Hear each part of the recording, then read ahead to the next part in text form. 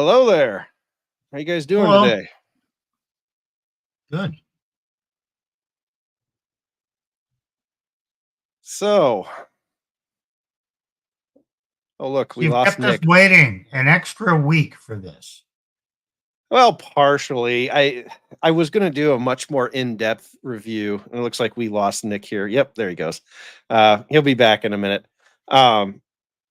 I was going to do a much more in-depth review of the recent volatility event, and it was a cool thing, and my voice was just useless. There we go. There he is. Yeah, hotel. This seems to happen every Monday about the same time. Yeah, pretty much. Right on schedule. So I actually was planning on doing a revisit because this goes back to the very first show we ever did, but we're gonna do some more data because I have new data to show you guys, and I love data. Yeah. Can I say data enough? The latest news in the last week, was it? That the birth rate came out. It was probably 2 weeks ago, but yeah, something like that. Okay. It was the 2023 birth rate, right? Correct. We have to wait about 6 or 7 months to get the data. And if you people want to come at me about the quality of these statistics, shut the F up. This is from the CDC, who is the primary source for collection of all this stuff. I'm not making this up or pulling this out of my ass. This is just to the other side who say, well, I don't trust the CDC data. You know what? That's great. I love you. You're just going to have to deal because it's the best data we got.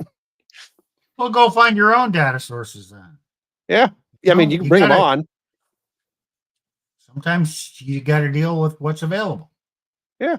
All the time, I guess. So anyway, the news was the birth rate in 2023 is lower than it was in 2022. Yes, sir. So I'll just go start throwing stuff up on screen. So this is from the Vital Statistics NCHS section of the CDC. This is what they call their Vital Statistics Rapid Release. This is technically provisional data. I think the final report comes out like the end of the year or something like that. So I don't care about methods. We'll just go straight to the data. Provisional total fertility rate is 1,616.5 births per 1,000 women. And people are going to say, oh, yeah, that sounds great. Well, as they explain here, down here in this note, the total fertility rate in 2023 remained below replacement, the level at which a given generation can exactly replace itself, 2,100 births per 1,000 women. Remember, we have to replace both men and women. Yeah, so this is lifetime births per woman. Correct. 1,000 women. Okay, so another way to say this, on average, one woman has 1.616 children. Correct.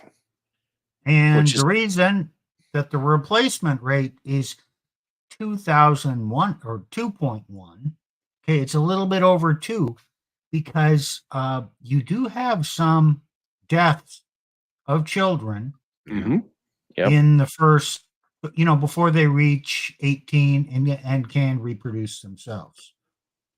Or, some people won't reproduce. So you still need, that's that cushion to maintain a stable number of stable population.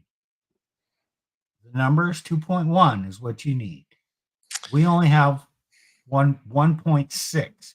And you may say, well, gee, that's not a big difference. Oh, yes. It's not, the consequences are not linear. Oh, we have a chart for that. Yeah, right. I do, but that'll actually be for a little later. Okay, It's when but when I get into other countries. It's um going from 1.7 to 1.6 is bad. Going from 1.6 to 1.5 is really, really, really bad. The thing to remember. The thing to remember is that the effects are both non-linear, and it takes a minimum of 20 years to see the effects. So, in 2022, it was 1,656, so we're down 2%. And in 2022 or 2021, it actually had risen. So there was a COVID baby boom. Not much, but it was there. However, as this note says down here, we've been consistently below replacement since 2007. So we're so 2007 yes. was the last time we were at 2.1 births. Yes. Oh, I believe Steve has a chart to show us here. I'll throw that up. yeah. Okay, this is change in birth rate from 2007, when it was 2.1 replacement rate, to today. And the darker your state is, the worse off you are. So, as you can see, North Dakota is the winner because they only had a drop of 9%. This is to 2022, remember, not the latest. So you can factor in a little bit more. And Utah, here it is the worst. They dropped 36%. Ooh. So, I mean, I guess you take 2.1 times 0.74 or 0.64, or 1/3 of that. So they're like 1.35 births per 1,000 women. That's bad. Okay, well, what about California? Oops. California down 31%. You might think that Oregon is good. No, damn. Almost down 30%. Texas. Whoa, they like, Texas likes to have kids. Nah, not so much. Down 24% in the last 15 years. Michigan, they're only down 18%. The liberals in Minnesota, they're down 20%. What other states should we pick? New York. Oh, Pennsylvania's only down 16%. New York's down 20%. Florida down 22%. One of the interesting things about this map, Steve, is that it's not clearly political. Because some of your reddest states are down the hardest. I mean, Texas, Utah, Texas, Idaho. Those are some pretty red states that the Mormons clearly forgot how to have kids in the past 15 years. Yeah, Washington is pretty liberal, but they're only down 22%. Mm-hmm. So people in Washington are still having kids. Yeah, I can confirm that anecdotally. I wonder if it's more of a rural issue, farming and agriculture. Well, it seems to me because North Dakota is mostly rural, and they're so far away from town. What are you going to do? Got nothing else to do, huh? Hey, and it's cold. It gets real cold. So what are you going to do? You need to snuggle outside. Yeah.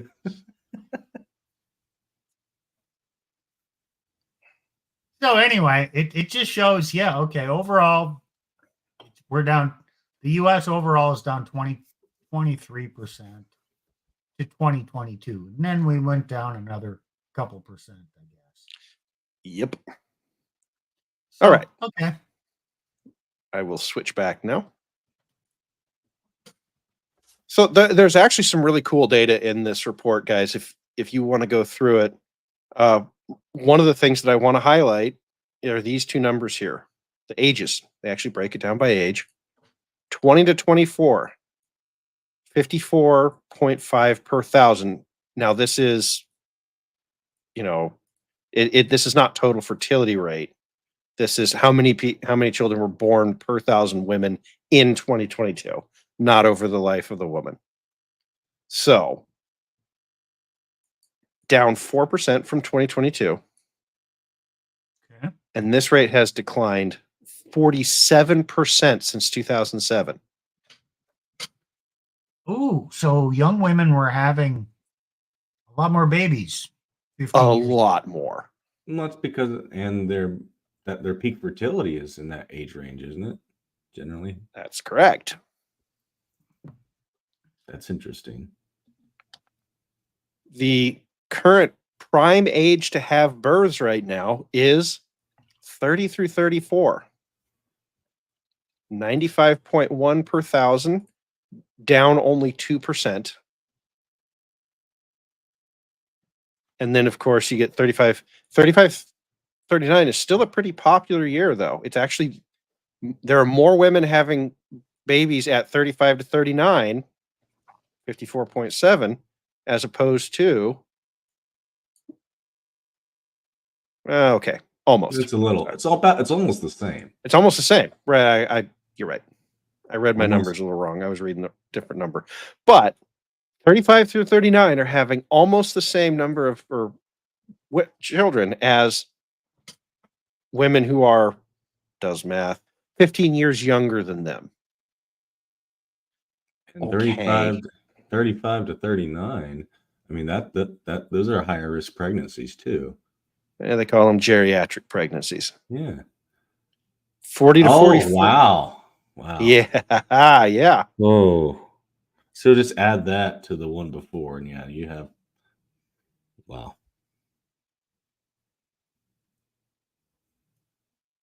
And and after 45, so 45, this is a stark number for the women, and they just include all women over 45, basically 1.1. So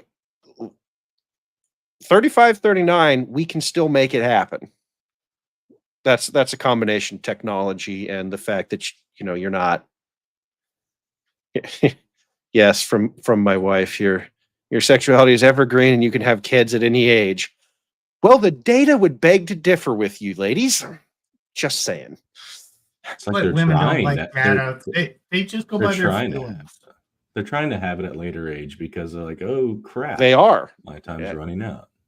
and it shows up. So I just thought that was some really cool data. They have maternal age. We also have this. Let's see. Are we far enough in? Okay, we're far enough in here. We'll talk about this one. General fertility rates declined 5% for American Indian, Alaskan Native, and women of color. 3% for Asian and white women, and 1% for Hispanic women. So to you Latinas out there, congrats on you. You're holding up your end of the bargain here. But what I find interesting about this is that the woke segment has been hit the hardest.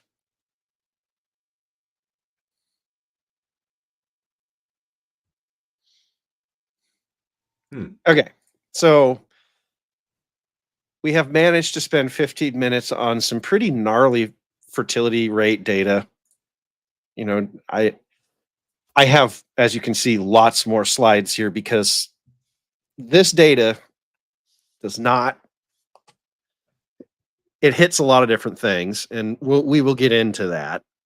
Facts don't care about your feelings. But yeah, exactly. That's why I wanted to open with this. This is the raw data from the CDC, from the US medical system. I cannot provide you guys with anything higher quality than this.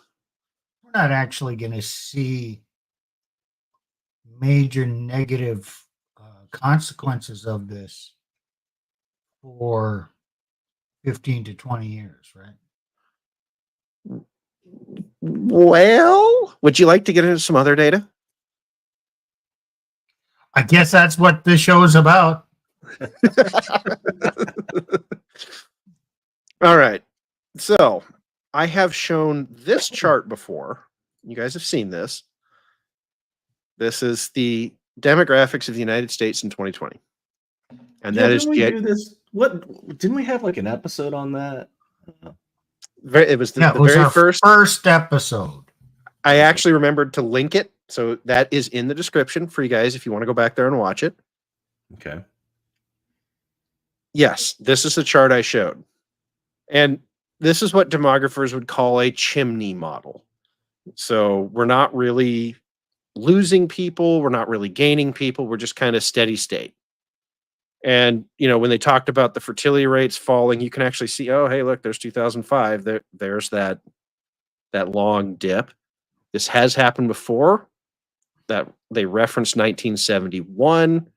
And you can see that average is kind of right here. I'm looking at females, but it plays out over here too, right? Average is sitting about 10 million per 5-year segment on both sides. So,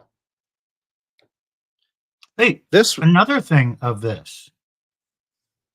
Look at the number, the size of those bars in the 20 to 24 and 25 to 29 range for females. There's a lot of women in that. Yeah. There's actually even more men. Well, yeah. But they're not having the kids. I mean, they're not having the kids, and they're the most fertile women.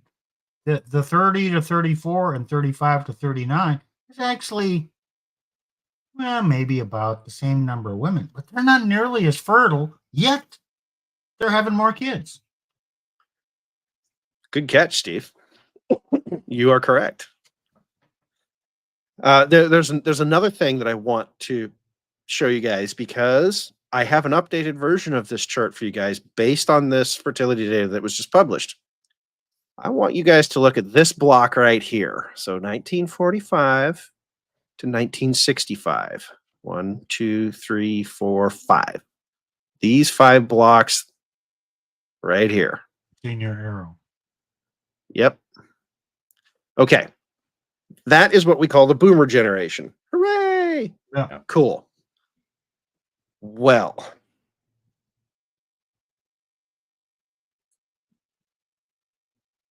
here's the latest chart updated with the fertility data. My, how things have changed. So here's that same 1945 to 65 box, same 5. See how the numbers, particularly up here, have gotten a lot shorter. The boomers are dying. The boomers will continue to die at an accelerated rate until 2029. Because the average lifespan of a U.S. person is 79 years.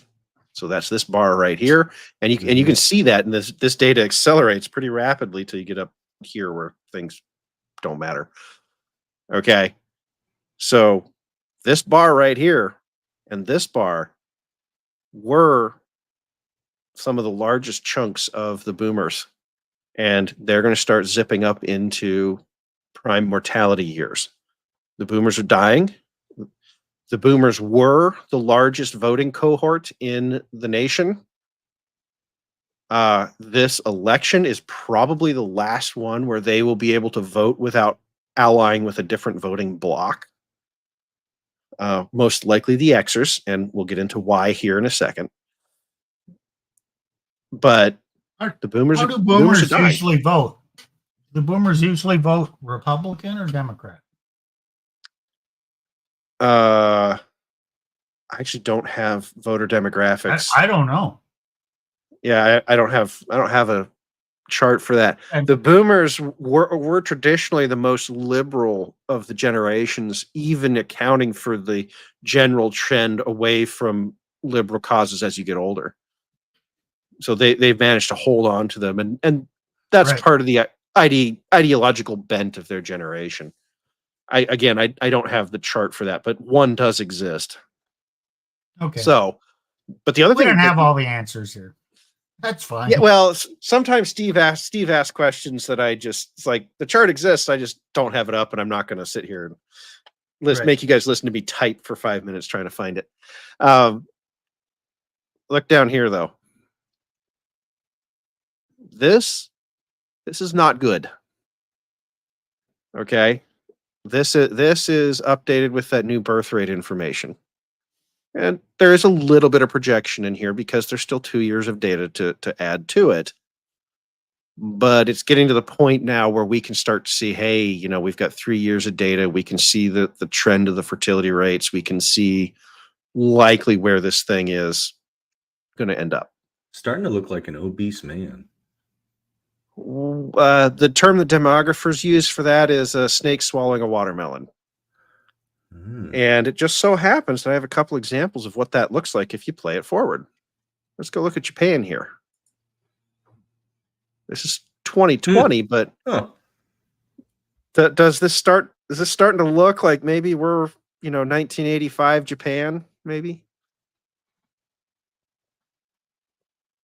We got that curl there. We've got, oh, hey, look, maybe 1990. Oh, here's South Korea. This one's bad. Oh, Korea. Okay, we're 20 minutes in. The thing to understand about Korea, guys, is they're fucked.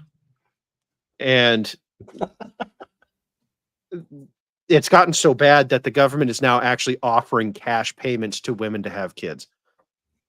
At the same time, you get, I don't know if you guys have heard this, it was a trend, particularly on TikTok, the 4B movement. I don't know if you guys know about that. No, I'm not a TikToker. So. Okay, well, the 4B movement started in South Korea, and it was the 4 things that a woman should not give a man. Okay. Here, I'm going to see if I can't dig that up. It should be easy Before to find. you There's a move, Wikipedia page. I want to point something off of this chart. I have 2 adopted daughters from Korea, from South Korea. Adopted right around the year 2000. Do you think and South Korea was a big place for adoptions in the probably at least the 90s and probably the 80s and 90s. Do you think that it's possible to adopt a child from Korea anymore? The government makes it very difficult. All right, okay. This idea, okay, if you can't have kids, we'll just adopt from a foreign country. That's becoming difficult too. So, any ladies watching? Yeah, you're probably better off having kids when you're in your 20s rather than waiting to get married, waiting to have kids. But, it's not that simple either, because we're going to get into some other factors. In your defense, why you don't. Here's Russia, just for another example. Now, Russia's an interesting case because I have another chart here. And this chart, actually, it's the same data plotted a different way. And the reason I want to show this, so annual population change per 1,000 people, that's what the vertical is representing. Okay. These are the different, so it's male, female total. If I recall, yes, it's male, female total. Sorry, this chart comes from a book where the explanation's in the book, not on the graph. So which line's which? The dotted is total. Okay. So red is, I believe red is male and blue is, no, blue is male, red is female. So Yeah, sorry guys, I haven't read this book in a little bit. So, but yeah, so Khrushchev in the 1950s and 60s does his urbanization campaign. You get exactly what you would expect. Females fall off a cliff. Then it kind of flattens out. And notice that it's 62 to the 80s, to the mid 80s. So it's mid 60s to mid 80s. Woof. And you can see he says this death cross is bad. Yeah. And you can see, and so here's the grandchildren of perestroika. But so this is population loss. But the point I want to make with this chart, guys, is that it can look okay for a while. And then kaboom, it'll all go all at once. But it'll be 20 years from now. And you can rebuild, but it's difficult. It takes time. It takes 80 to 100 years, depending on how aggressive you are. It's a different book. He actually talks about that. I think he showed it was a South American country. I want to say Peru, but it could be Paraguay. But they actually had something like this happen about 100 years ago, and they're just now starting to dig out of it. And I don't have the chart for that at all. So, okay, so I have the 4B movement up here. We'll do this. The 4 no's.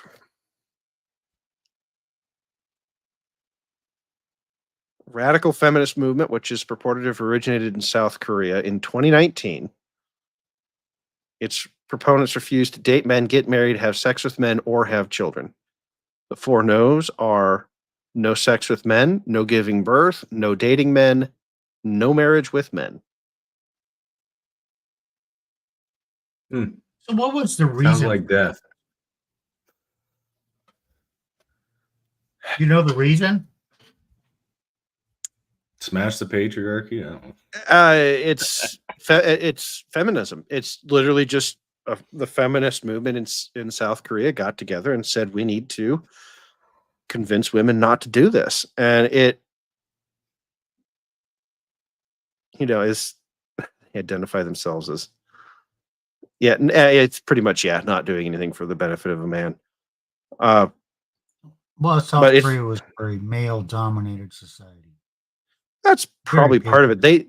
This article, if you read the article, it just kind of builds on itself. The whole thing is just, oh well, we don't, we don't want to do this because we're feminists. Escape the corset movement. They haven't worn corsets there in decades, so I don't know what they're. I don't know if they ever did. Yeah, they had their own Me Too movement, of course. And there's you're right. There are some things that happened that needed to get fixed, but the government was actually trying to fix this stuff anyway for long ago, and of course, but they take it too far, as always. So that is the 4B movement. That movement has gained popularity on TikTok.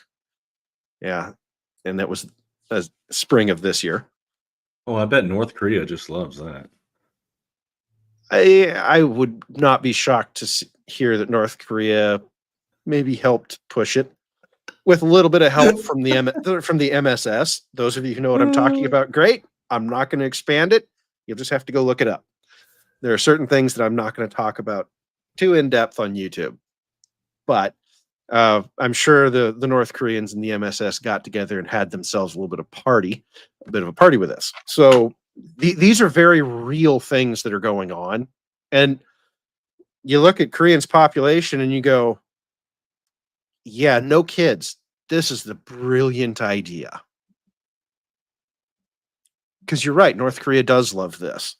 For the same reason that China would love to push this idea. And we're going to get into that here, because we also have updated data for China. So we're going to pull that up. Okay. Same idea as the US demographic chart. This is China projected out to 2025. It's a lot First of men. all, I want you guys to take a look at this bottom bar, the 0 through 4. This is a projection bar. We still have 2 years to fill out here. But that projection bar is based on the data that the Chinese government has put out. Now, I need to explain this chart a little bit because it has these funny colored bars here. Okay, cool. The full length of the bar, so all the way out to the edge, is the Chinese government data. That's CCP data on who is alive. However, there is some disagreement inside China about the, shall we say, veracity of the data. And that's what these yellow bars represent. The yellow bar is what the Shanghai Academy of Science estimates that the government has overestimated the population by. Okay. So this bar right here, and we're on the female side. How much Okay. they overestimate the females by. Versus Tens the- They needed to, Almost 50 because million. of that one birth policy, they wanted to disguise the impact of that. Correct. And in the book that was written by this guy, he tells you why. It's very simple. In China, money is allocated to the states by the number of children it has. So it was to the benefit of the state and local governments to inflate the number of children in the schools because you would get more money from the state government. The other thing to note is, see how fat these yellow bars are here over on the female side and how they're not over here. They're much smaller over here on the male side. That's your one child policy. Right. And that makes, go ahead. This explains something else. This is why China built all those ghost cities to house all these fictitious people. Yes, sir. The Chinese government data said we have all these people, so we got to go build all these cities. The one-child policy came about because Chairman Mao was desperately concerned that China would experience a population bomb and would become too big, and that's why they did it. The Chinese mentality since then has been to always look for the population bomb, the explosion, to assume that it's coming. And they overbuilt and they overbuilt. And it was great for the economy to do so. I won't get into the whole details of how Chinese banking works because it's a nightmare. But there was a lot of money to be made building buildings. You didn't have to sell them. The Chinese government doesn't care. They only cared that you generated jobs doing it. So, China's not going to save us, folks. I know that's a popular narrative, but we have a thing about destroying narratives on this channel. So, yeah, China's not going to save us because China is going to be, the projections for China, depending on whose data you use, are 750 billion people by 2050 if you go off the CCP number, 550 million people if you go off the Shanghai Academy of Sciences. And everyone says, oh, but they're what 1 date? 2050. Okay. So that's basically taking this chunk of 35 to 39-year-olds, pushing it forward by 25, 30 years, depending on how you want to do it. Oh, hey, look, they're retirement age now. Well, doesn't look like China can spare that many men to come over and invade us either. Well, they have a lot more men than they do women, but this has actually created... And they have some excess, but yeah. They do, but this has actually created an interesting problem. There's so many Chinese men that I don't know about African, but yes, the men do leave the country to try and find women, but Chinese women don't want Chinese men. They're actually having huge um, emigration, leaving people, women leaving, because the Chinese men tend to be single children. There's one of them. So because there's one of them, they're coddled by their parents. Remember, China is what I would call a toxic patriarchy. They so overvalue the men that they will have abortions of females to try again. You can only have one kid, and you need a man to, because the men in China, I had this explained to me by somebody who lives in China. They don't have savings and retirements accounts like we do. Your children are your retirement account. So you needed to have a boy who could take care of you in the future. And you can because you can only have one kid. So it had to be a boy. So that's why there's so many more men. But these kids tend to be coddled. And they also can't find work. So the economic attractiveness of Chinese men is very, very low. And if you're a good-looking Chinese woman, global marketplace, global sexual marketplace. Exactly. Yep. Why not go find a man from a culture who's a richer culture? And there are a lot of economies that are richer than China in terms of yearly income per capita. China's not great. So that's improved considerably, but it's still not great. Right. You can go anywhere in Europe and get a better deal if you're a Chinese woman. Anywhere in Europe. So okay. So this is kind of the end of the demographics portion of this. And of course, I'm going to bring this chart up just because I find this chart hysterical. Total private credit. We're going to move into some other numbers now. You know, people keep saying, "Oh, the United States, we have such a credit problem." Oh, really? I'm just going to zoom in on this up here. As of 2020, China's debt build exceeds 2,900% from the 2000 baseline. In 20 years, they ballooned their money supply by 2,900%. So all you inflationists out there, you know, complaining about how bad the United States is. The United States is this blue line here. I'm not saying it's good. This is not good. But we've actually been higher in recent history than we are now. Okay. People actually after COVID did not. During COVID, it's a different chart. But it's Bank of America data. People used their PPP and stimmy checks primarily to about 33% of them used all of that money to pay down their credit cards. And we just have not come back since then. So again, this is another example of the China files who think that China's going to take over the world. No, I still maintain that by the end of this decade, China is not a unified nation as you know it. Okay. So I just had to throw that up there. So let's talk about something else for a bit. It's related to demos. I saw this chart on Twitter as I was doing research for this. And this chart, I think, more than anything else, can be used as the pivot to have so many conversations about why these demographics are happening in the United States.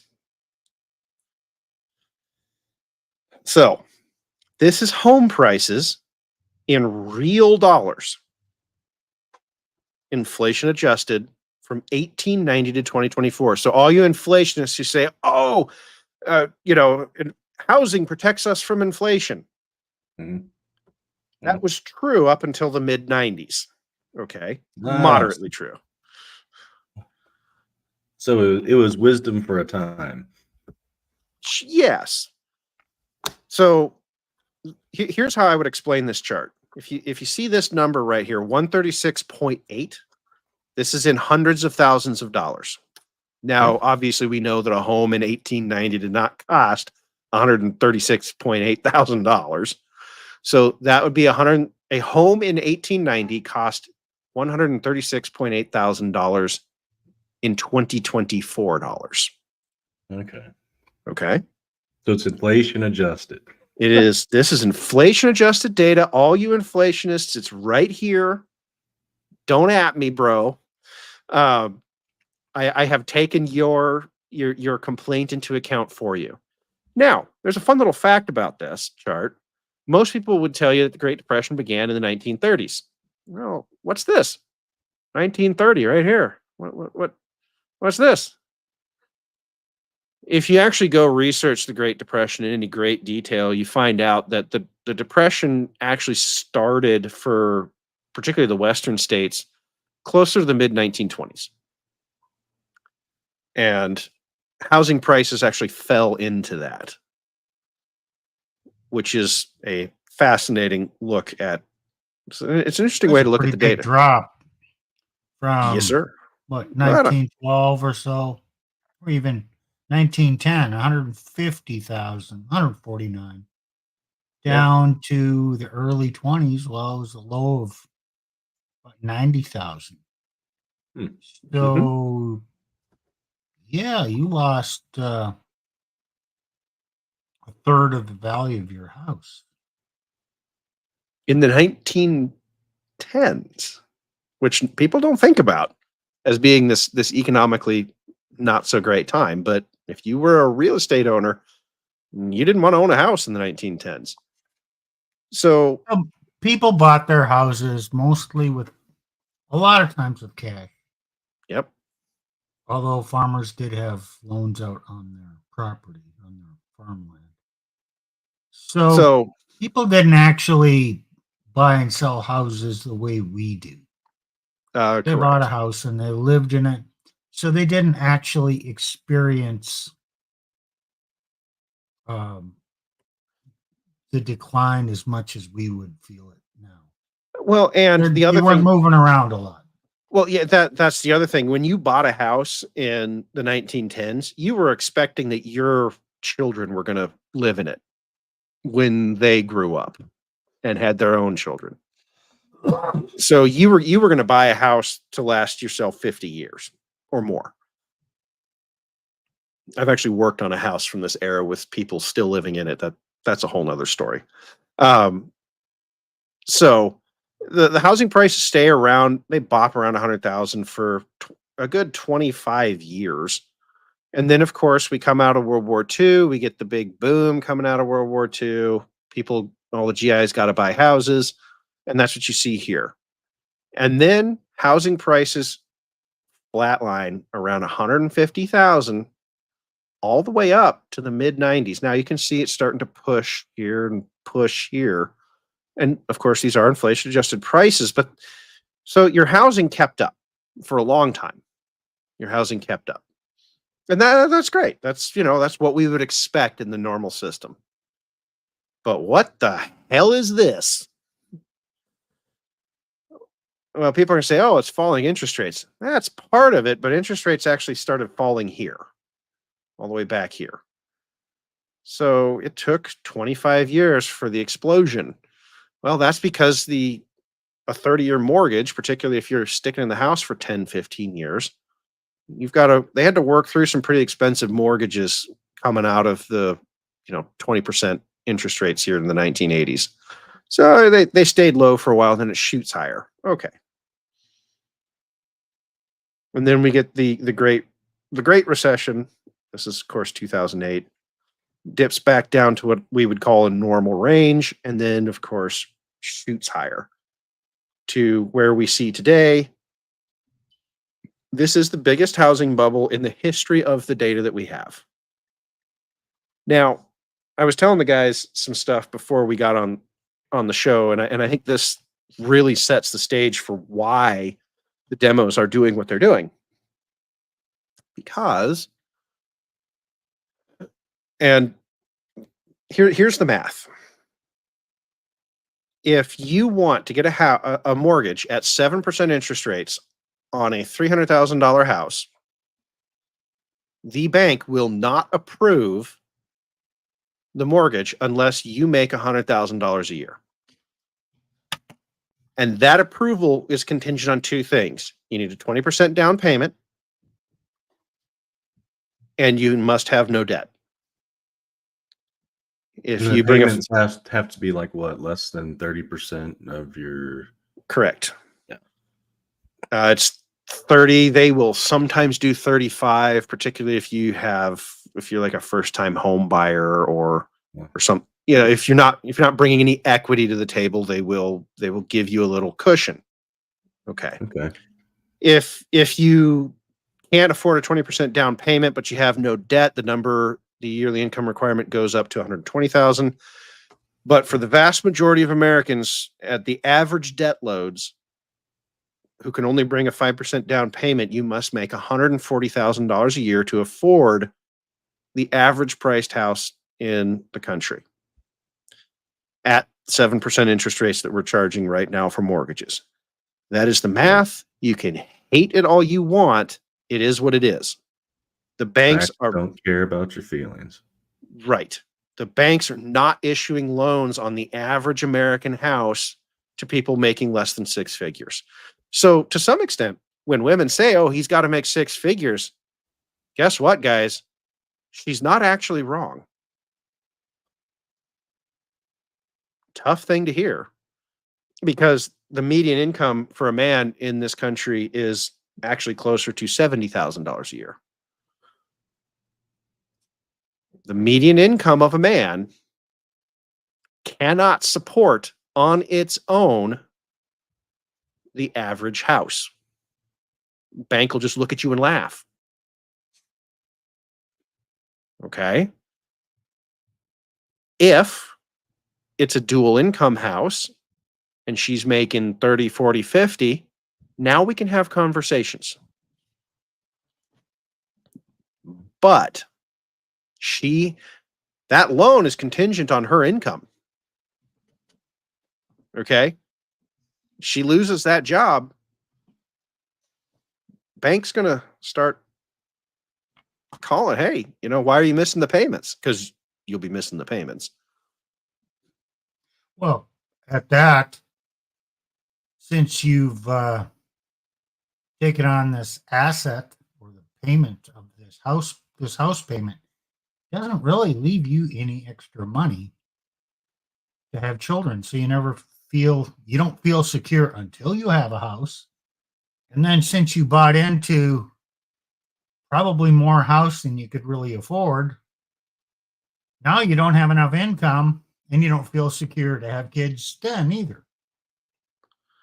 Well, I was watching another TikTok video. This was from a couple out in Minnesota. And what she said is, oh yeah, it cost us 10 grand after insurance to have a kid. That was just her hospital bills, just for the delivery.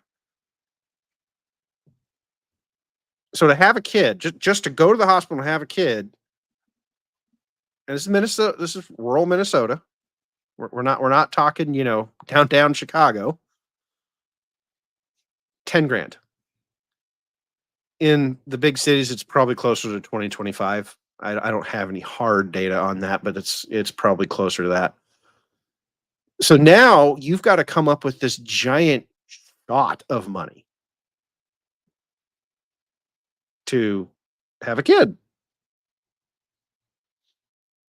Somewhere somewhere we're going to come up with all these dollar bills on a $75,000 a year salary. Or you're just not going to have kids, because the average the average mortgage payment right now is about $2,000 to $2,500 a month. That works out to $24,000 to $30,000 a year. If you're making $100,000 a year, we take the banks take out your taxes for you when they do the math. So you're looking at about $80,000. So yeah, you're looking right there at about 45% of your income goes to housing. And then everything else has to come out of the 50 grand that remains for the rest of the year. And you're telling me I've got a $10,000 baby bill in there? And that's $100,000. If we're talking $75,000, the math gets worse. Okay, the government's taking it's 15. You're not talking about health insurance. You're not talking Nope. about car payments. Nope. You know, I know I'm not. I'm just talking about what's the mortgage payment versus what's the left available. So $75,000 a year, you probably go about 60,000 after taxes. And you're telling me that I got to pay 30,000 on a mortgage? Yeah, the bank's just going to laugh you out of the building. You are not going to live with grocery prices the way they are, 30,000 a year, and you're definitely not having kids at $10,000 an incident on 30 grand a year. It just doesn't work. So, oh, well, you rent because renting is cheaper, and renting is cheaper. The average rental price is, I think I read, somewhere between $1,500 to $1,800 a month. So it's lower. And it's lower by quite a bit. Now, a mortgage, you're renting from the bank for 30 years.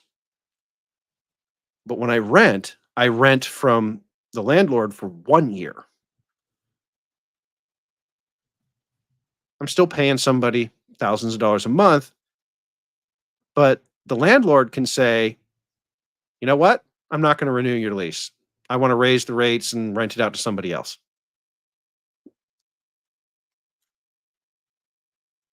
Okay. Now I'm homeless with a kid. Now what do I do?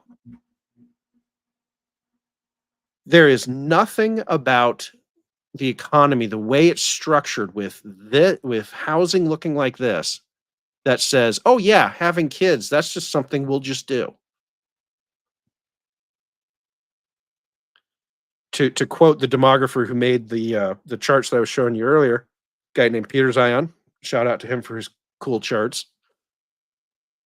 Having kids is a luxury item in the modern American economy.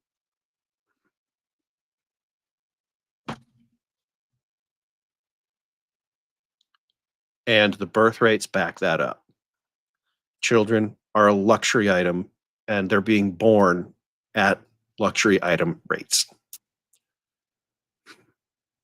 Unless you're on welfare, then you don't have to pay that $10,000 birthing fee. Correct. And I just found out this morning while I was scrolling through YouTube, I forgot to bookmark it, but apparently you can get $3,000 of food credits on welfare a month. I'm in the wrong business, folks. I need to get on welfare something bad fierce, because $3,000 a month is more than covers our food budget around here. Yeah, I could have kids on $3,000 a month of food budget. I think right now we're sitting at about $2,000 a month for food around here for the two of us. And yes, I do live in one of the most expensive states in the country. I understand I could do, if I went and moved in with Steve, I could do it for a lot cheaper in North Dakota. Yeah, probably. And that's another point I want to make. Look, if you're from a really cheap state and you're still making that nationwide average of 75, and the houses cost 150, 200, you probably can do this. I'm not talking about those few states where you can do this. And you're to say, oh, we'll just move there. Even if I just moved there, and even if we just had a bunch of people move there, it would actually just create the same problem, because you can't build housing fast enough in those locations. It would rack up prices, and we'd be right back to the same problem. That is a short-term solution that doesn't solve the larger imbalance in the economy. And this imbalance, there's only one way I know of to solve it. Haven't we talked about that before? Oh yeah. See this level down here, guys? Yeah. This $100,000 level from the 20s and the 30s. If housing were to spend about 40 years down at this level, and I'm talking $100,000 in today's dollars, that would be enough to undo this imbalance. Isn't that might that kind of be coming, except for outside controls? Well, even with outside controls, can it be avoided? Because No, you've it got a can't. lot of boomers. I think this is what you're going to say. A lot of those boomers own the houses. Oh, you mean these Got- guys dying right here? You mean That this could right here? be transferred. Transferred to who? Boomers are not going to. They're not going to. Well, the boomers are not going to own those homes. Something much called the longer. reverse mortgage. So Yeah, but once they die, then they're still not going to own the home. well, so the reverse mortgage is a product that appeared on the market about 20 years ago, but has gotten really popular because the boomer generational ethos is they are going to party until they die. And a popular form of funding that party is to sell their houses back to the bank for a monthly payment. Hence the term reverse mortgage. It's a great way to extract all this lovely equity out of your house. And if you're a boomer, you want prices here when you sell your mortgage to the bank because it is a mortgage. It's a 15-year fixed rate, thing where the bank pays you X amount of dollars for the mortgage. Okay. So the boomers are partying it up. It's okay. But the problem is these guys in here, the Xers, they all own houses. They're not buying. Yeah, Colonel. Yes. I expect this to go there sometime next year. This was going to be more for the episode that I had to bail on last week because of my voice, but there is an argument for the Federal Reserve stepping in and dumping about $20 trillion on the United States economy next year. That could throw us into an inflationary recession that we would then crash out of into the 1930s, and that could be the start of your 40-year depression. We don't know what will happen on that, so that there's a bit of what we call path dependency here, but it could just be starting in the next 12 months. That's the other path. So, but this chunk right here, this 30 and older, these guys are your homeowners right here. So when these guys die, and we have another saying in finance: dead people are sellers. Dead people don't need anything, but they have shit to get rid of. Oh yeah. So doing all the garage sales for my grandma and yes, exactly. Going through my grandpa's crap. Oh my gosh. Exactly. So dead people are sellers, and there's a lot of people who are going to die. And who are they selling to? This down here? Immigration. Immigration. Oh, you mean this? Yeah. Did I mention I was going to bring numbers tonight? Here's another table for y'all. This is CBP enforcement actions, basically encountering somebody at the border for the past 7 years. It looks like 8 years. Frightening series of numbers. U.S. Border Patrol. Look at that. 21 quadruples. 2022. That's up another, not quite, that's up 40%. Actually, it does come down a little bit in 23, but that's partly because they're changing how they move the numbers around, because you can see that the field ops numbers were going up. So there's an interesting, in the demographics world, there's an interesting note that recessions don't usually start until the immigration flows reverse. Because the immigrants do come here, they do work, they do increase the GDP. They do create, they do create value money, some of them more than others. But and the way we did it this time was a particularly stupid way of doing it. But anyway, so you have all these people moving hold in. on. Even the ones that don't work increase the GDP. Yes, they do. Because government spending is part of the GDP. So if the government prints money and just hands it out to them, the GDP just went up. That's correct. And that's what is done. But eventually, when the economy starts to fall apart, the people who were looking for work, and a lot of them do look for work, they leave. They go back home. Because the whole purpose of coming here to work is to send money to their countries. Mm-hmm. They can't find any work. There's no reason to be here anymore because it is really expensive to live here.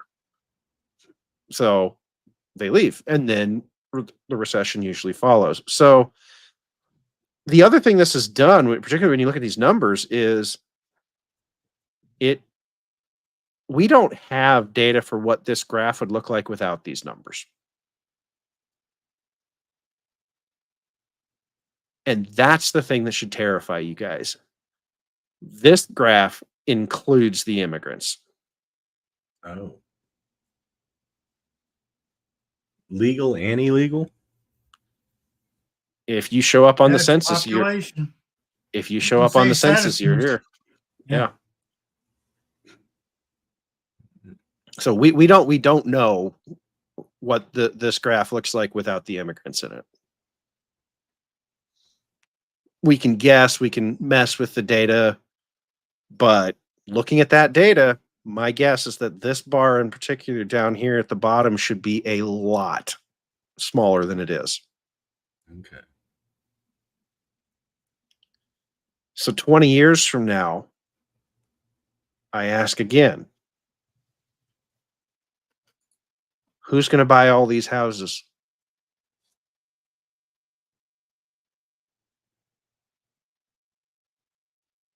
The answer is nobody. There's nobody buying these houses, and certainly not at these prices. You might find a market down here at 100,000 average for your house. You might.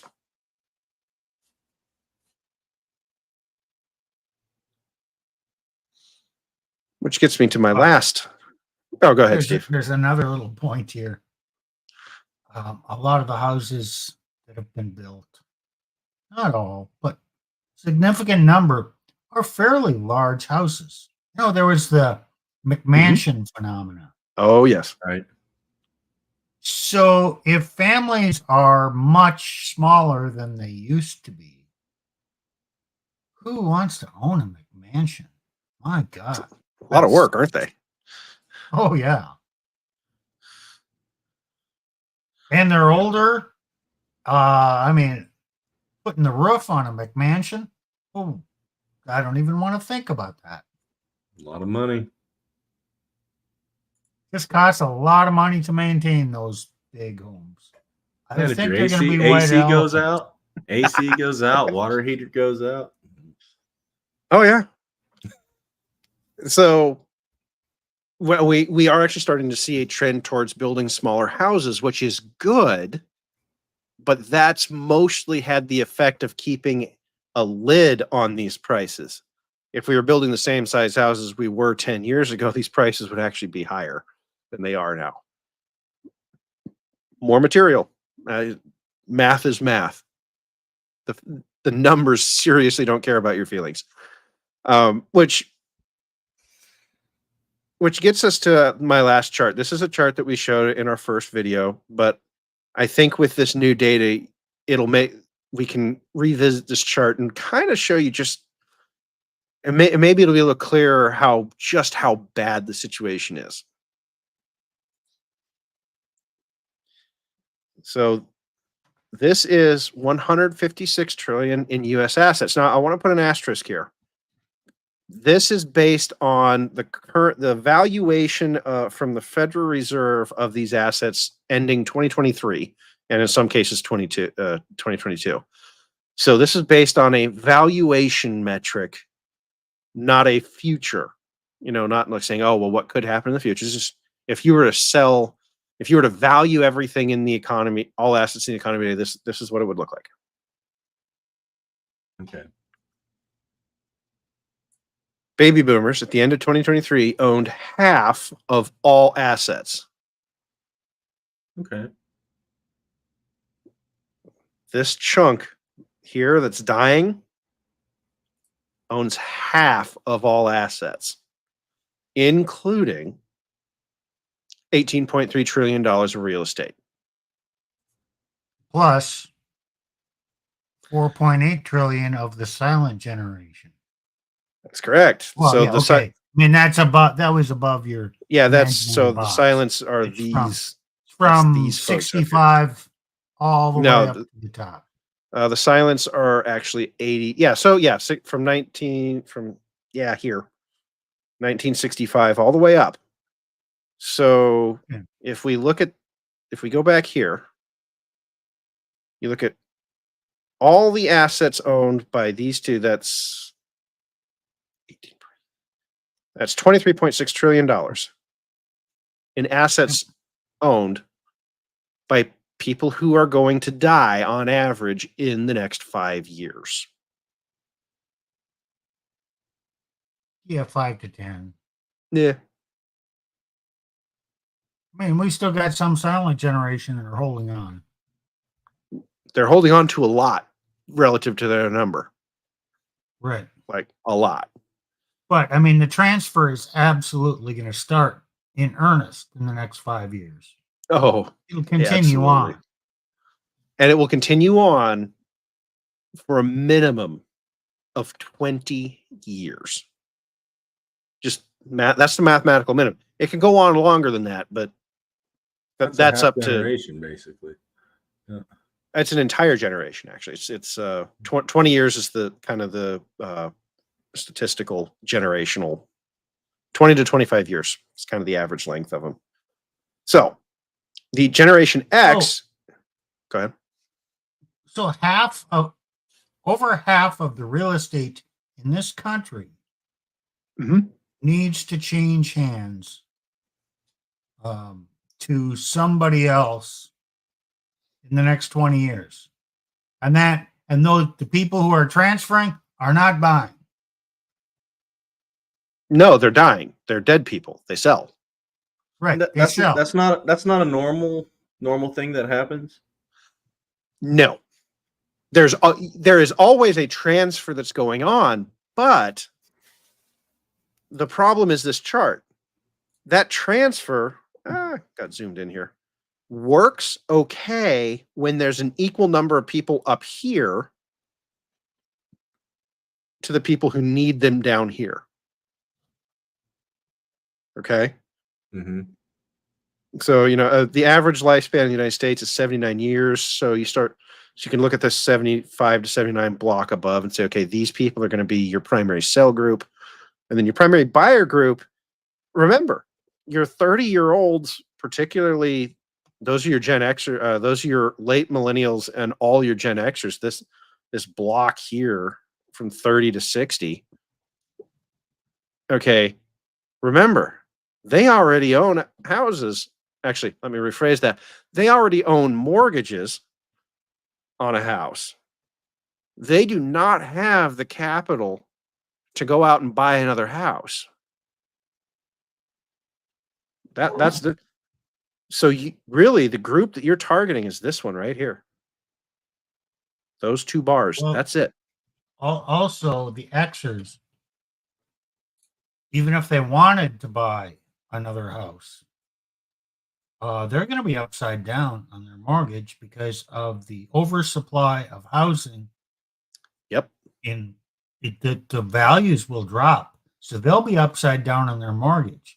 So they will not be able to get another mortgage on another house. Yeah, they can't play the HELOC game anymore. They can't play I'm just going to go grab equity out of my house, because not only does that equity evaporate when you're trying to dump this much inventory, those houses, those mortgages go underwater. The mortgage is more than the house is worth, even if you've been paying on it. Because we're talking about amortized mortgages, the first 10 years of the mortgage is when you get the least equity. You only get like, I think the first 10 years, you only get something like 15% of the equity. You get all the equity in the last 10 years. There's a really cool Bankrate has a really cool graph that will actually show you your amortization and equity schedule. So so we go back to this chart. Oh, look. Mid 90s. Hey, mid 2020s. That's about 30 years. And all these people were buying all these expensive houses in here. In here and of course in here. This whole thing. We're buying all these I mean, we're talking, I think this is 2 standard deviations over average. They are buying houses that are just way too expensive for the historical inflation adjusted average. All of these houses purchased in here, they're not going to be underwater. They're going to be smoked. The banks are going to come calling saying, so. Well, haven't we abolished that phrase regression to the mean? Isn't that, can't we just pass a law? Say, no, there is no more regression to the mean. Steve, we have tried over the millennia as humans to abolish regression to the mean. You can't control it. It's a force of nature, is how I view it. It is fundamental to the physics of the universe. It is. What, you're almost like telling me that on average things are going to be average. Shocking. I know, isn't it? It's shocking. Well, I just don't believe that. Things are going to stay above average for the rest of our lives. Absolutely, yes. So, Steve, I have some land for you in Florida. Obviously, you great. don't. You know what? I like mountains. Do you have some mountain land? I like a mountain stream coming down. I thought we were Florida's talking a lot. Great climate. Florida's got a lot of swampland. So I guess it's not only delusional women. What, we got delusional? You got delusional men here too. You really do.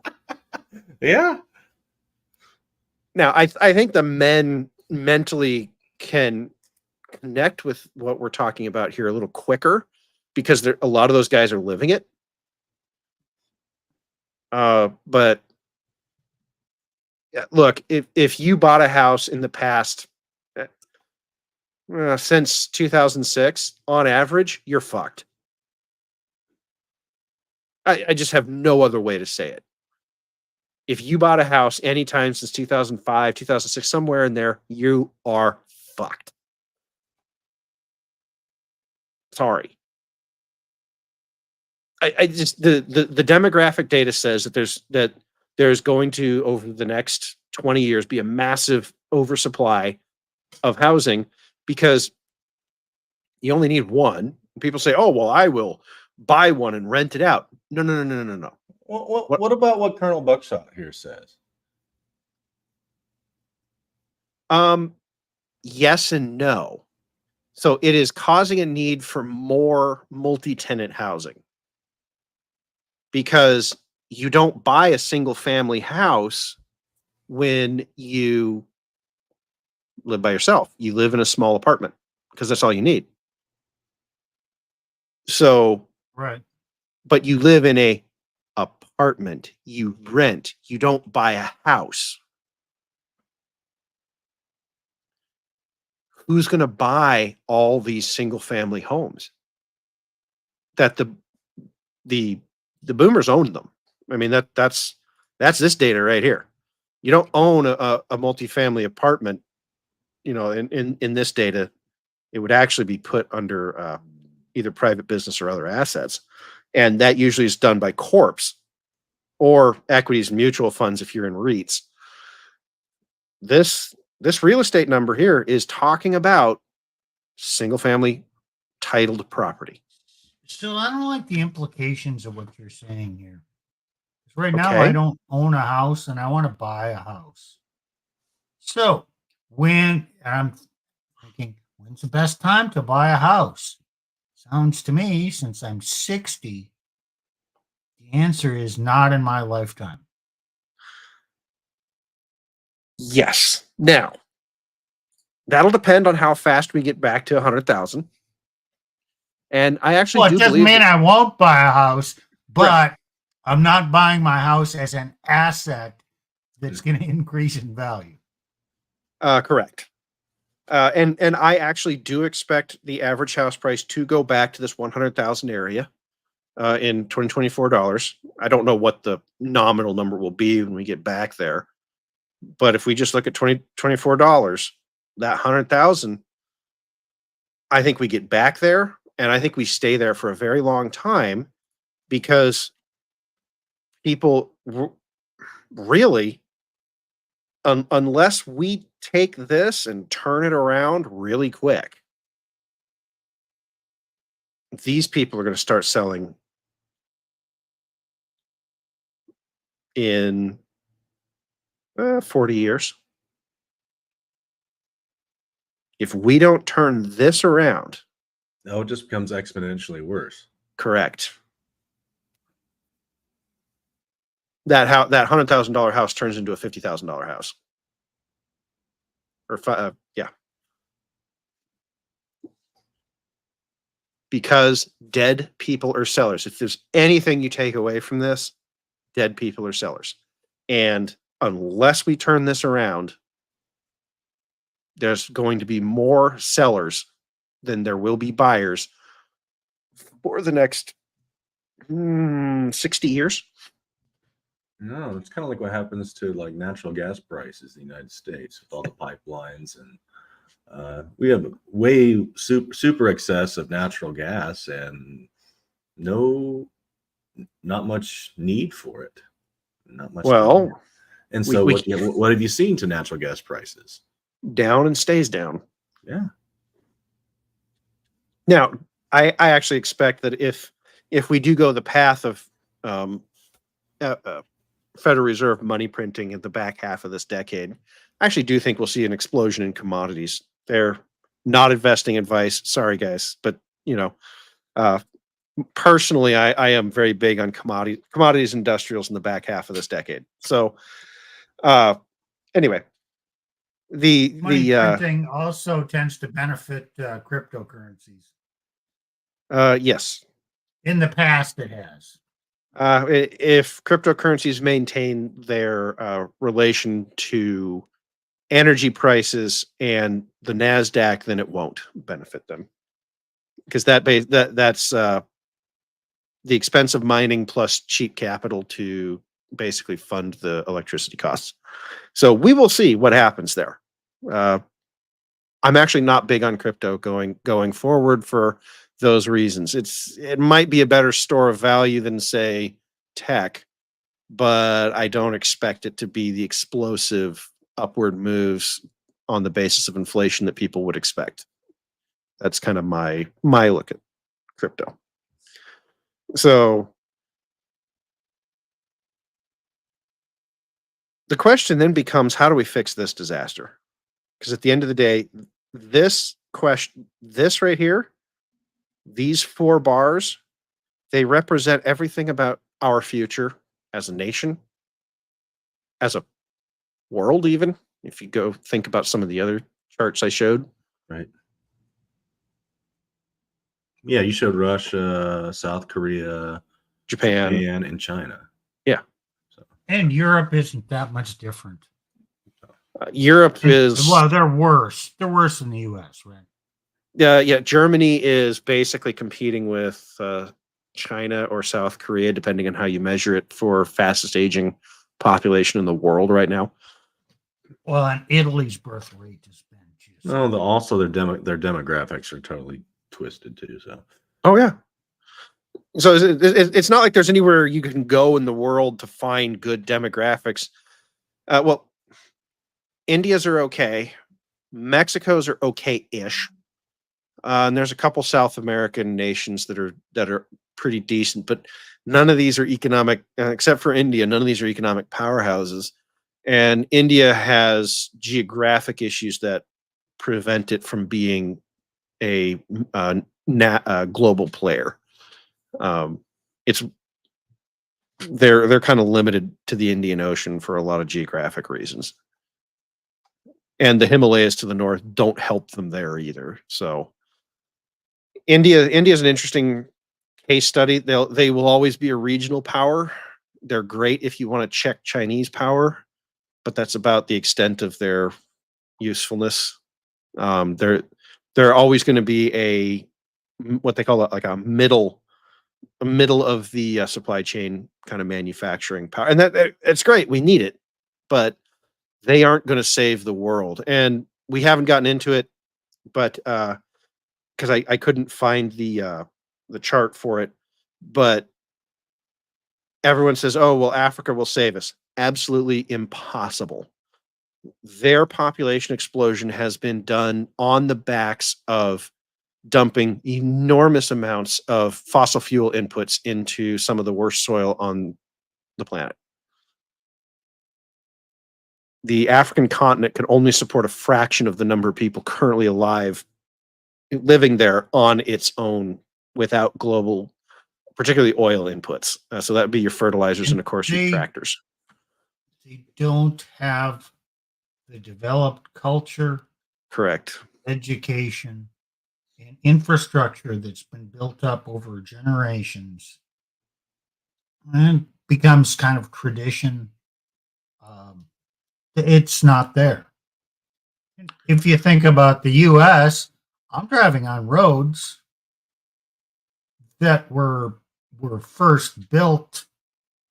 Well, I'm in the Midwest, so 100 years ago. If you're on the East Coast, you're driving on roads that were first put there 200 years ago. Mm-hmm. And land that was cleared 300 years ago. Yep.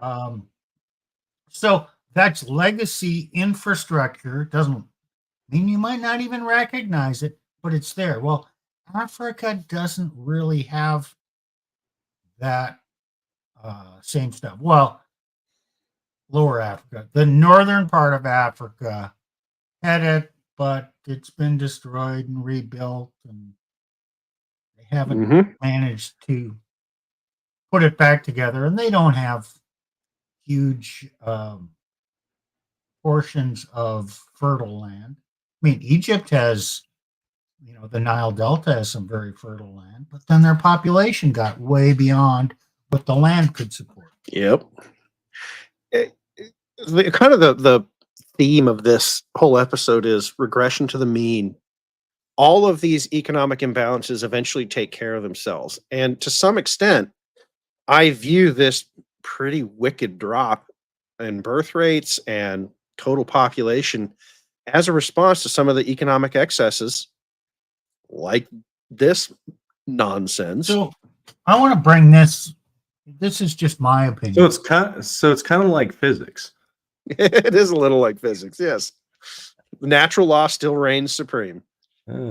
We got our presidential election in 2024, and each party has their platform and what they're promoting. And some of it's, climate change and, more opportunities for minorities and women, and, we need to provide this and that. Then there's climate change. Oh, that's a big thing. Well, climate change is going to take care of itself if the population shrinks. But really, none of our politicians are talking about the demographics of this massive wealth transfer in real estate that is going to happen, our declining birth rate. And we haven't touched on a couple red pill issues, declining marriage rate, increasing divorce rate, increasing fatherless children. which I'm going to go into on Wednesday. And it's going to be kind of a easy stream to do because we're going to listen to a recent talk by Dr. Stephen Baskerville and talk about some of those issues. So what should be done? Well, we got to transfer these houses, and we need people to occupy the houses, and we need children. In order to have children, you need stronger marriages and a more feasible way of paying for this. So none of our politicians are talking about that. Well, No. Steve, go ahead, Nick. That's because they're deluded by their own ideology. They do not want to come to terms with the results, the obvious fruit of death of their ideology. Yeah. Feminism is death. As R.L. Dabney, look at that episode, he said it's going to destroy civilization and Christianity. So it kind of has in America and the world too. As we have amply demonstrated tonight, South Korea is also their government, as I said, their government's handing out cash payments, and they are not small. I forget what they are, but it's a lot. It's like $10,000 per kid, and you get it for like 4 or 5 years. It's that's how desperate they are, and the girls still aren't doing it, which is, that should tell you something. But you Go ahead. know what the reason for that is? This is going to be really unpopular. There's a strong correlation between increasing education levels in women and declining birth rate. Yep. Repeat that. I didn't quite the catch last that. part. There is a strong correlation between increase in education in women and declining birth rate. Yep. So Oh. some of these demographics may imply we might not have enough wealth or productive economy to be able to afford the high percentages of women's education. I'm asking the question. I'm not saying this is good or bad. I'm just saying, you know what? Could be an implication of this, that the amount of female education will also regress to the mean. That would be my assumption. I'll push back on that a little bit. They might have increased degrees, but you also have to realize they used to learn Latin in schools. They used to learn a whole lot of stuff through high school that is basically college level now. Okay, well, I agree with you. There'll be possibly less women going to college. And if the quality of education increases in high school, yeah, women are more than capable of learning a lot of stuff. It has nothing to do with their capability. Well, You have females, to be kind of a wealthy society to afford to educate people beyond the need for their education in the economy. I mean, we don't really need as many college graduates as are graduating. And we don't need the mix of college graduates that we have now either. We don't need more paper pushers and HR workers. Correct. And we have shown this throughout studies throughout the world, that women if they're given the choice, they do not go into STEM. And STEM is what we're going to need for this future, guys. I cannot, we've talked with RP Thor about this. He's an electrical lineman. You want to make some serious bank? Go work as an electrical lineman. But you know what you don't need for that? A master's degree.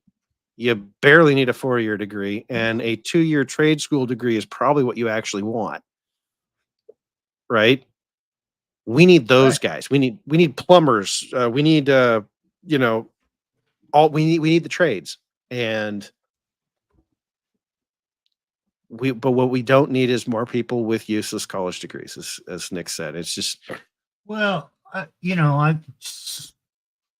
need more people with trade skills than we need sociologists. yeah.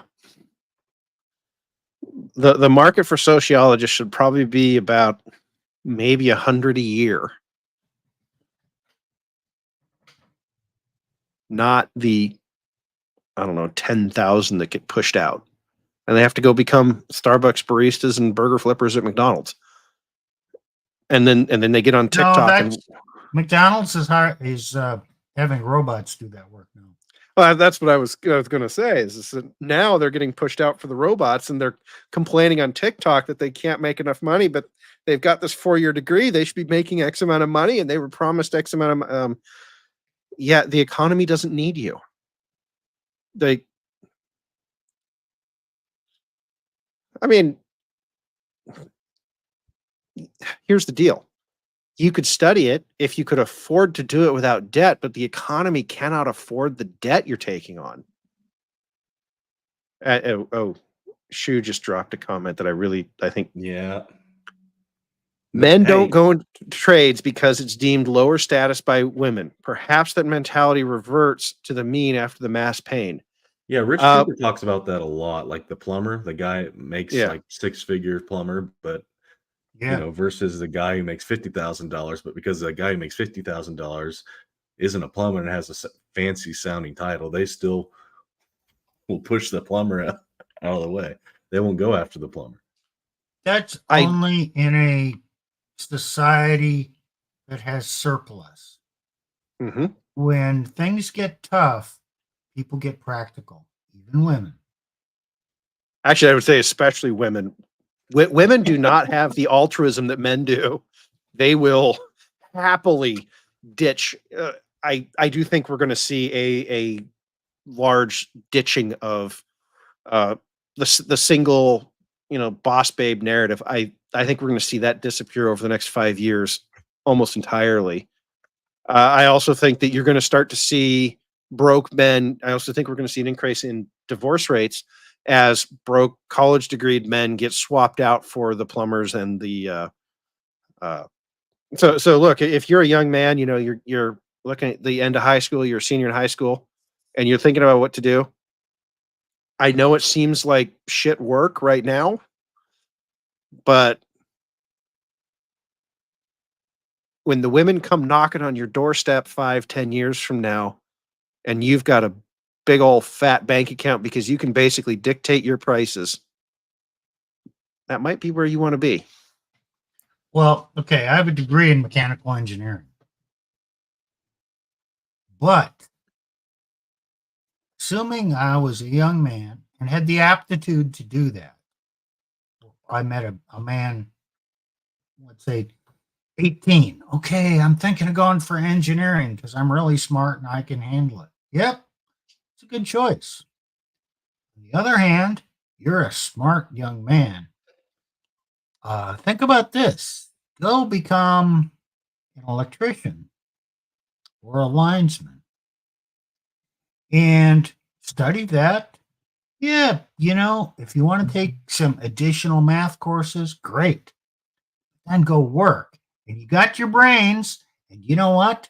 The smart guys rise up through the ranks. And so if you have the aptitude, you're going to become the foreman. And then you're going to become the superintendent or the scheduler. The guys that come out of the trades and move up in the hierarchy in the trades into foreman and above, they make more money than engineers because they're hands-on, getting things done, managing productive men. They do very well. So even if you're smart, especially if you're smart, go into the trades and work your way up.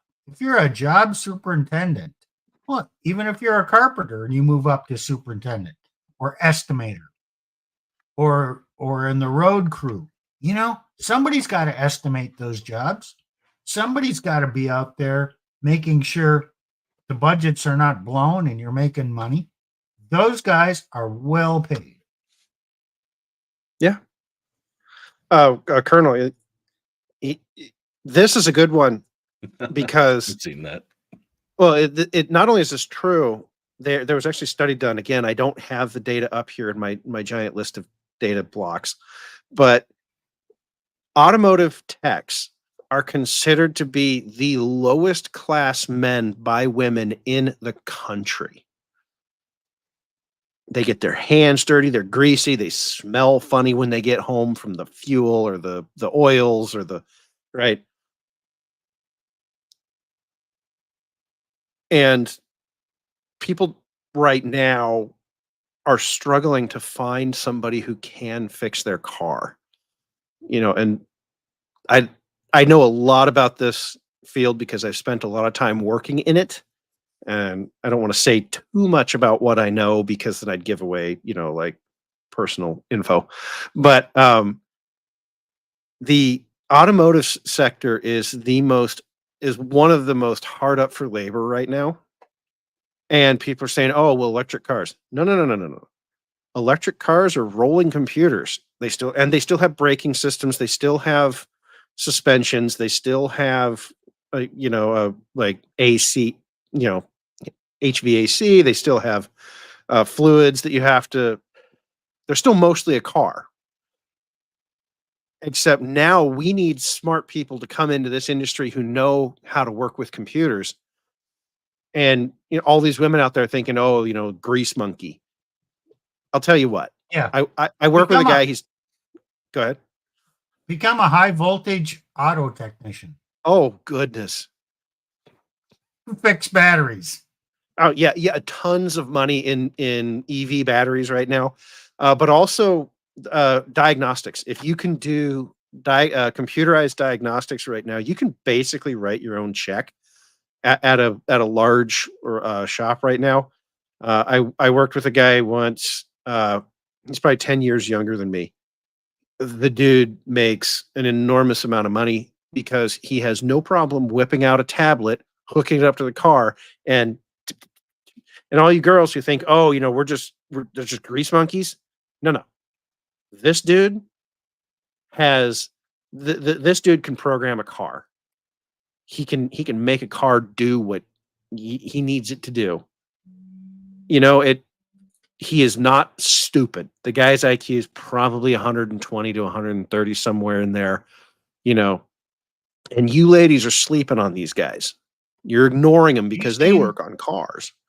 You ever watch some of those channels where they're tuning cars? You know, oh yeah, I'm going to bring my car into the dyno. They put it on the dyno and do the run.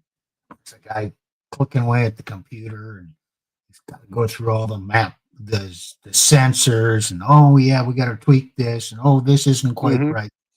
They know what they're doing. The shit they're talking about is above my head. I'm not in that industry, but it's above my head, and I work with computers every day. Those guys understand the mechanical stuff that's going on in the car, interface through the computer and all the sensors to get everything right. And even EVs have all that with the batteries and whatnot. Oh, yes. Because there's a computer that controls the voltage and the charging on each battery cell. And battery cells go bad, and then you have to diagnose which battery cell goes bad. And that's high voltage shit. It's kind of dangerous. You gotta know what you're doing. There's actually been unfortunately, a number of techs killed for mishandling Prius batteries. And that's not even Tesla grade voltage. So, I mean, yes, there's some risk there. There's definitely more risk than sitting at a computer all day. But, oh, hey, what do? We compensate for risk. Get paid more. Yeah.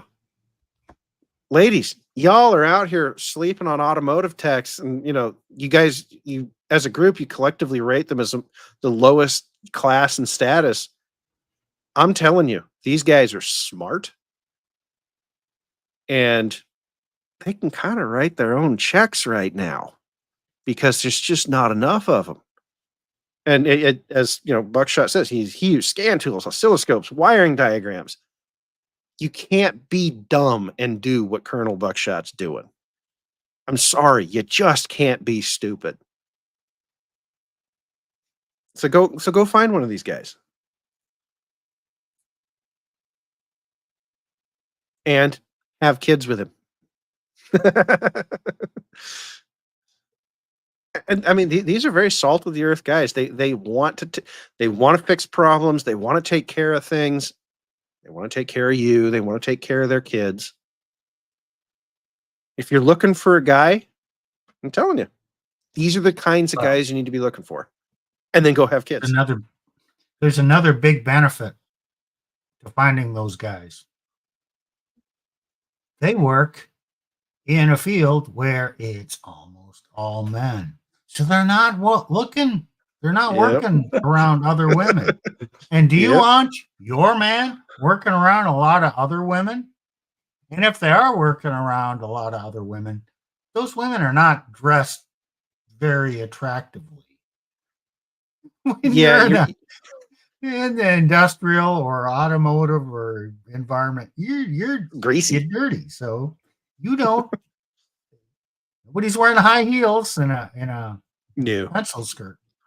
New. In fact, you know, those office jobs that you girls keep chasing, like software engineering, I'll tell you what, there were some lookers prancing around the office I was in.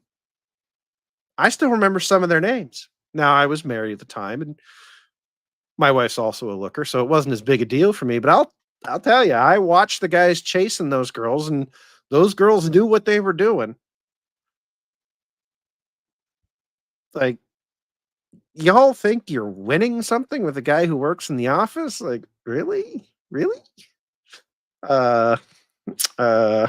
Speaking from experience, way less opportunity for the guy at the shop than the guy at the office. Way less. Just another thing to consider. For you and the guy at the shop enjoys it too, because in his job, he's got a lot less drama. No crap. Oh, I can't even begin to describe how much less it is. I mean, there's always interpersonal conflicts, but it's men, and they resolve it as men resolve conflicts, and it tends to be over very quickly. So, yeah, don't sleep on the trades, women. That's where I'm going to say this. That's where your next meal ticket is for the next cycle. So yeah, we're going to get into the marriage issue, but we kind of touched on some things here. If the educational opportunities for women go down and things shift, they're might be better off looking for a man for marriage. And if marriage laws are not great for men right now.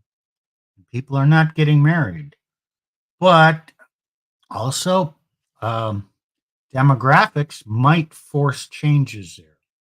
Even if it's not talked about now, we might be in that situation where changes just need to happen. The reason I showed that chart from Russia is y'all need to understand that these changes can happen in like 5 years. Like your economy, your life, the things that you personally value can be completely upended by 2029. We could be living in a wildly different world. Now, personally, I don't know that we're going to get to 2029. As I was talking with Colonel there for a little bit, there's some path dependence here. But when these culture shifts happen, they tend to happen kind of all at once. And you women out there who are boss babes, you're going to be covering up your past and covering up them tattoos and covering up those abortions and all those boss babe things you did because, IPA, yeah. as And- Seven Man says. And it's the only way to get the guy. And women, you're going to get here, and you know what that guy's going to want? He's going to want kids. And you're going to do it. Or we can just keep going down this path of I don't need no man. And this chart can just keep trailing off here like this chart. Just Eventually, those 4B women in Korea are going to regret their decision. yes. Don't be to the US women out there, don't be a 4B woman. Because it only gets worse for you. Honestly, this decade is probably peak feminism from a purely demographic, practical, financial standpoint. Yeah, shoot. It is an incredible time to be alive. My dad and we've been studying this since 2004. So we've been looking at this for 20 years now. But we were always studying it from, okay, that moment's out there in the future. And we've kind of been talking around. It's like, okay, yeah, the moment's here. Now what happens to us? So the Isaiah 3 can turn into an Isaiah 4 real quick. Yes, it can. And it always does. So I don't know how this is going to shake out. As I like to say, we're not here to tell you what to think. We're here to give you things to think about. And based on the number of open tabs, I hope we've given you quite a few things to think about this evening. We don't know when it's going to be triggered. No, we do not. I have no clue.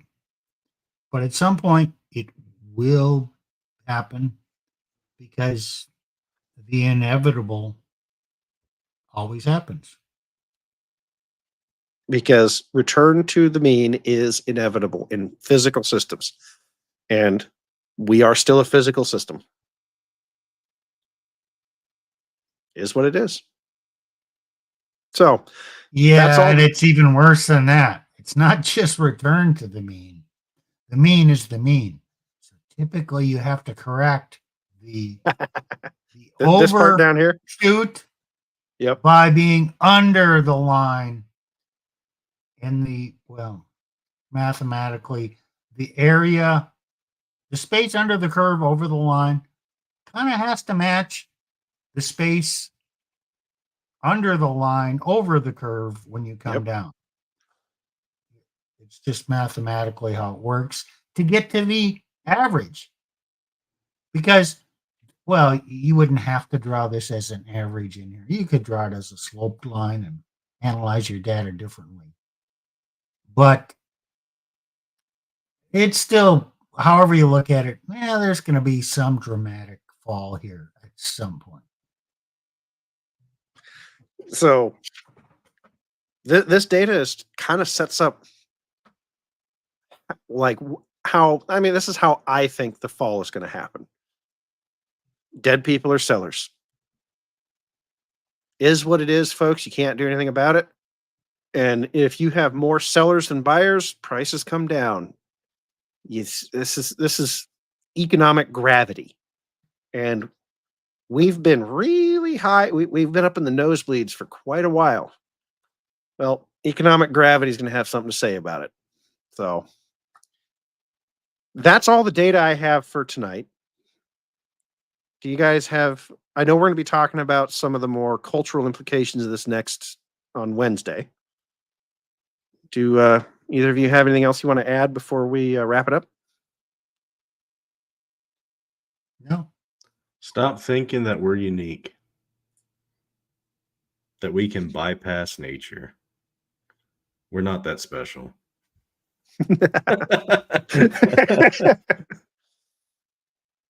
And we create these reversions. The excesses create the reversions. It's just nature.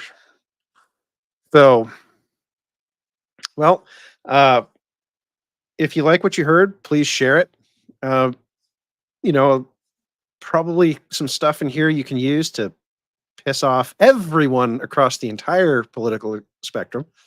So this is equal opportunity destruction for your political folks who don't want to talk about any of this, because this is the actual problem, not the popular problem. If you have something you want us to look at, or have an idea you disagree with, you want us to talk about, drop us a comment. If you like what you saw, you can drop us a like, and if you want to hear more of it, please give us a subscribe. All right, guys. So, all right, we will see you again on Wednesday. Take care.